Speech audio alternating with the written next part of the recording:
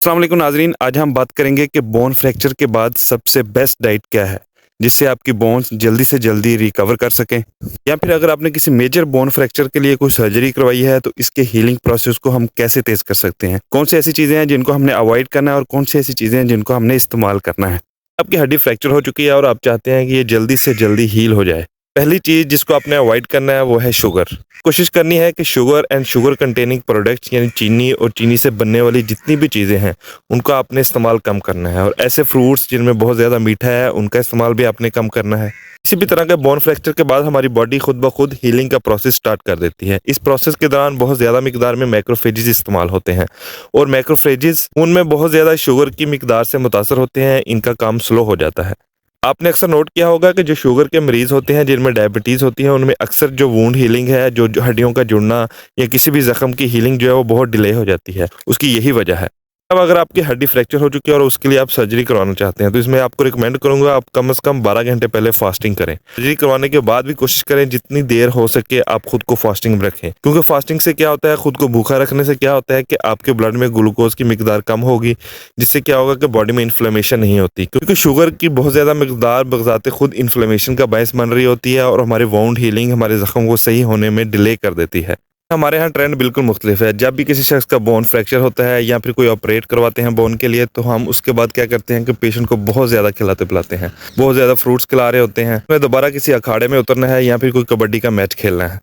मैं ये नहीं कहता कि आप ना खिलाएं, आप उनको खिलाएं पिलाएं, लेकिन ऐसी हेल्दी चीज़ें खिलाएं जिससे उसकी न्यूट्रिशनल ज़रूरत पूरी हो, उसके मिनरल्स, उसकी न्यूट्रिशन, उसके वाइटामिन वो पूरे हों। इस बात का भी खास ख्याल रखें कि उसमें बहुत ज़्यादा मीठे का इंटेक ना हो। अब मैं आपको कुछ ऐसी चीज़ें बताने जा रहा हूँ जिनको आपने अच्छे से नोट करना है, जिनको आपने किसी भी बोन फ्रैक्चर या फिर कोई भी हड्डी के लिए कोई ऑपरेट करवाया है तो उसके बाद आपने यूज़ करना है। नंबर 1 है विटामिन D3। विटामिन डी हमारी हड्डियों के लिए बहुत ज़रूरी है, इनकी हीलिंग के लिए, इनको स्ट्रॉन्ग बनाने के लिए। आपने daily 10,000 international unit vitamin D का इस्तेमाल करने हैं। आप इसकी डोज बढ़ा भी सकते हैं अगर बहुत ज़्यादा सीवियर कंडीशन है। इसकी आप डोज 20 से 30,000 इंटरनेशनल यूनिट पर डे तक लेकर जा सकते हैं। विटामिन डी क्या करता है, ये हमारे ब्लड में कैल्शियम के लेवल को इंक्रीज करता है। ये हमारी खुराक की आंत से जो हम खाने में कैल्शियम खाते हैं उसको अब्जॉर्ब करवाता है, ताकि हमारी हड्डियों के लिए ज़्यादा से ज़्यादा कैल्शियम अवेलेबल हो सके। नंबर 2 है विटामिन K2। ये भी हड्डियों के लिए बहुत ज़रूरी विटामिन है, क्योंकि ये विटामिन डी के साथ मिलकर काम करता है। विटामिन डी हमारे ब्लड में कैल्शियम के लेवल को इंक्रीज करता है, लेकिन इस कैल्शियम को हड्डियों तक पहुंचाने का काम विटामिन K2 करता है। Daily 10,000 international unit vitamin D इस्तेमाल कर रहे हैं, तो उसके साथ आप 100 माइक्रोग्राम ऑफ विटामिन K2 इस्तेमाल करें।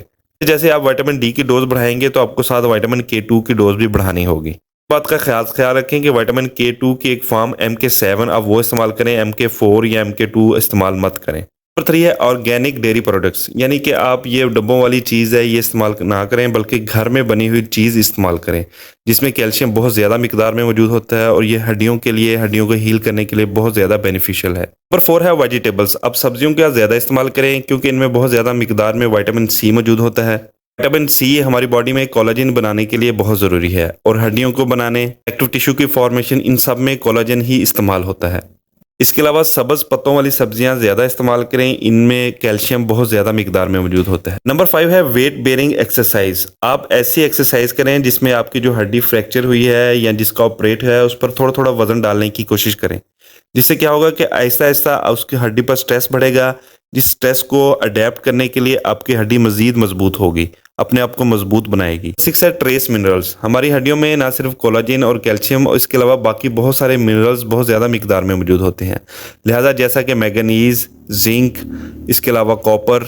अब मिनरल्स हमारी बोन्स को रीग्रो करने, उसके फ्रैक्चर को हील करने के लिए बहुत अहम किरदार अदा करते हैं, क्योंकि इस प्रोसेस के दौरान जो बहुत सारे एंजाइम्स यूज़ होते हैं ये उनके को फैक्टर के तौर पर काम कर रहे होते हैं। अगर इनकी कमी होगी तो हमारी बोन्स सही तरह ग्रो नहीं कर पाएंगी, स्ट्रेंथन नहीं हो पाएंगी। नंबर 7 है बोरॉन। बोरॉन भी हमारे बोन्स की ग्रोथ और इनकी हेल्थ के लिए बहुत ज़रूरी है, लिहाजा आप कोशिश करें कि आप ऐसी चीज़ें खाएं जिनमें ये सब ट्रेस मिनरल्स मौजूद हों, या फिर आप इनके सप्लीमेंट्स भी ले सकते हैं। अगर आपको ये वीडियो अच्छी लगी है तो इसे अपने प्यारों के साथ शेयर करें, चैनल को सब्सक्राइब कर लें ताकि आपको मज़ीद ऐसी वीडियोज़ मिलती रहें। अपना बहुत बहुत ख्याल रखिएगा और हमारे इस चैनल का भी शुक्रिया। अल्लाह हाफिज़।